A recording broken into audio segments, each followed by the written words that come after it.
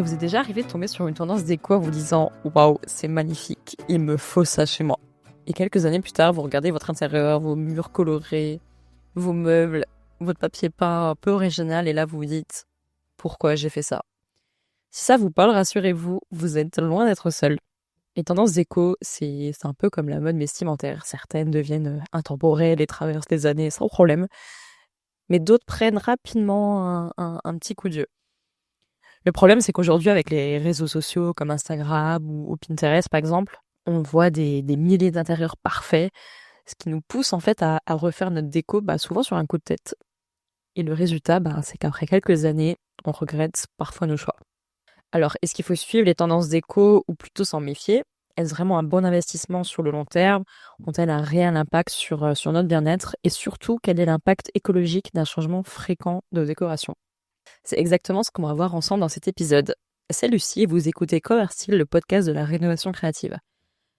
Aujourd'hui, je vous aide à décortiquer les tendances déco, pourquoi elles nous attirent autant, leurs avantages réels, leurs pièges cachés également, et comment les adopter sans avoir à les regretter quelques années plus tard. Entrons directement dans le vif du sujet. Pourquoi sommes-nous si attirés par les tendances déco? Les tendances, clairement, on ne peut pas y échapper. Elles sont absolument partout, dans les magazines, sur Instagram, sur Pinterest, dans les vitrines des magasins de déco. Notre cerveau, en fait, il adore ce qu'il voit souvent. À force d'être exposé aux mêmes couleurs, aux mêmes matières, aux mêmes styles, on finit par les apprécier, mais parfois même sans s'en rendre compte. Vous voyez, c'est comme une chanson qu'on n'aime pas trop au départ, mais en fait, à force de l'entendre passer à la radio, à la télé ou autre, en fait, on finit par la chantonner toute la journée et l'apprécier au final. Et là, c'est exactement pareil. Et puis changer sa déco, c'est aussi une manière d'apporter un peu de nouveauté dans notre quotidien. Un peu comme quand on change de coupe de cheveux, ça fait du bien, ça casse la routine et ça redonne la motivation.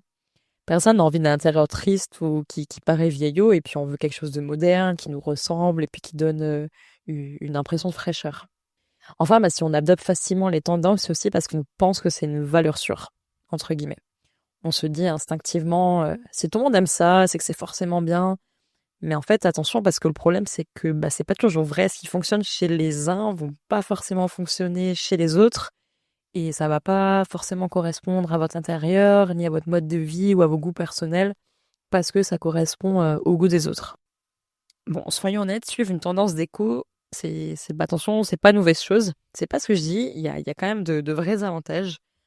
D'abord, suivre une tendance permet de rafraîchir rapidement un intérieur sans forcément devoir faire des gros travaux ou tout changer. Parfois, il suffit d'un seul détail en fait pour tout transformer, un nouveau tapis dans votre salon, repeindre un seul mur d'une couleur qui est à la mode, installer une suspension originale au-dessus de votre table par exemple, ou même recouvrir votre ancien meuble de cuisine avec un revêtement adhésif fait marbre par exemple. En fait, c'est des petits changements qui sont rapides, efficaces et surtout économiques. Ensuite, les tendances déco peuvent aussi nous pousser à oser des choix plus audacieux. Je vais dire ça comme ça, des choix qu'on n'aurait peut-être pas forcément testés par nous-mêmes.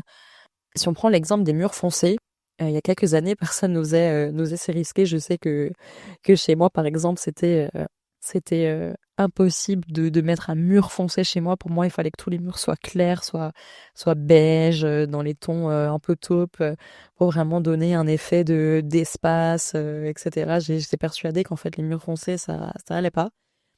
Et en fait, aujourd'hui, un mur bleu nuit ou vert forêt, c'est devenu vraiment incontournable.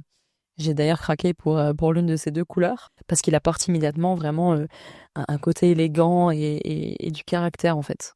Enfin, suivre les tendances peut simplifier nos décisions quand on hésite trop aussi, quand on ne sait pas se décider. Moi, personnellement, je suis un peu dans ce cas-là, c'est-à-dire que je pense que j'arrive pas vraiment à déterminer mes goûts, à dire ce que j'aime, ce que j'aime pas, ce qui me correspond, ce qui me correspond pas. Et je sais qu'il y a beaucoup de personnes qui sont dans le même cas. Et en fait, si vous êtes perdu entre plusieurs styles ou plusieurs couleurs, jeter un coup d'œil à ce qui se fait en ce moment peut vraiment aider à faire un choix harmonieux sans sans risquer la grosse faute de goût. Voilà, donc ça c'est pour moi vraiment les avantages de suivre les tendances. Venons-en maintenant plutôt au piège des tendances déco. Parce que suivre les tendances, c'est pas non plus sans risque. Le premier piège, c'est que certaines tendances vieillissent très mal.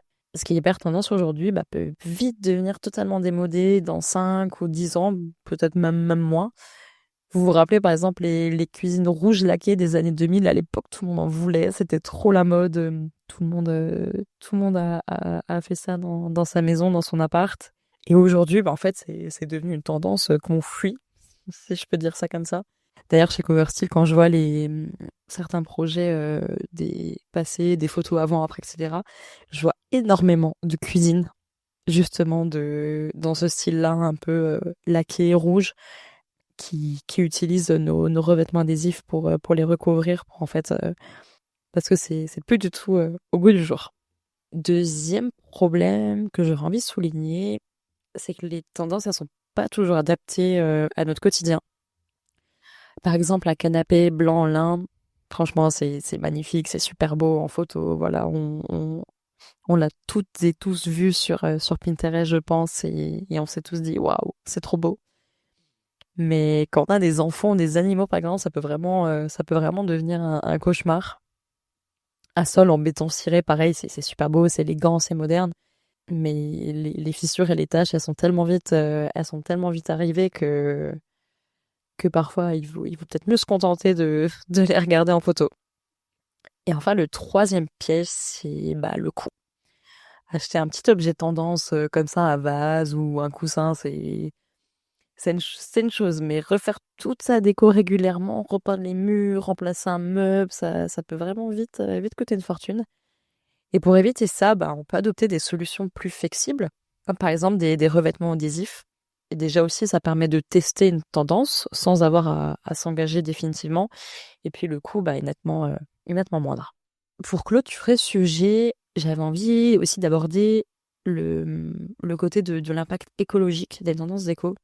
On avait déjà un petit peu abordé le sujet dans certains épisodes précédents. Je pense notamment à l'épisode avec Coralie Vasseur que j'avais enregistré, épisode durant lequel on aborde pendant un petit moment le côté écologique et puis justement on parle du fait de suivre ou pas les tendances. En fait, à force de suivre les tendances à tout prix, on finit vraiment par surconsommer. Et c'est un peu la fast fashion version déco. Beaucoup de produits qui sont fabriqués rapidement à bas coût, souvent de mauvaise qualité et qu'on finit par jeter rapidement en fait. Attention au greenwashing aussi parce que certains produits sont présentés comme durables, éco-responsables, mais quand on regarde de plus près, on découvre parfois qu'ils viennent de l'autre bout du monde, ce qui annule au final vraiment totalement leur intérêt écologique. Alors pour suivre les tendances sans polluer, il faut vraiment privilégier les matériaux durables, pourquoi pas réparables aussi, en achetant davantage en seconde main, en récupérant d'anciens meubles, et puis en essayant de remplacer nos meubles actuels sans les jeter, essayer de leur donner une seconde vie, et puis surtout en apportant les changements par petites touches, plutôt qu'en refaisant tout entièrement à chaque fois. Bon alors finalement, est-ce qu'il faut suivre les tendances déco ou pas? La réponse, je dirais que c'est oui, mais il faut le faire intelligemment et avec modération. Si une tendance vous plaît, adoptez-la par petites touches, faites des choix déco vraiment qui vous ressemblent, qui durent dans le temps et surtout qui respectent votre mode de vie et l'environnement. Je vous remercie d'avoir écouté Coverstyle, le podcast de la rénovation créative, et je vous dis à très vite pour un prochain épisode. Ciao!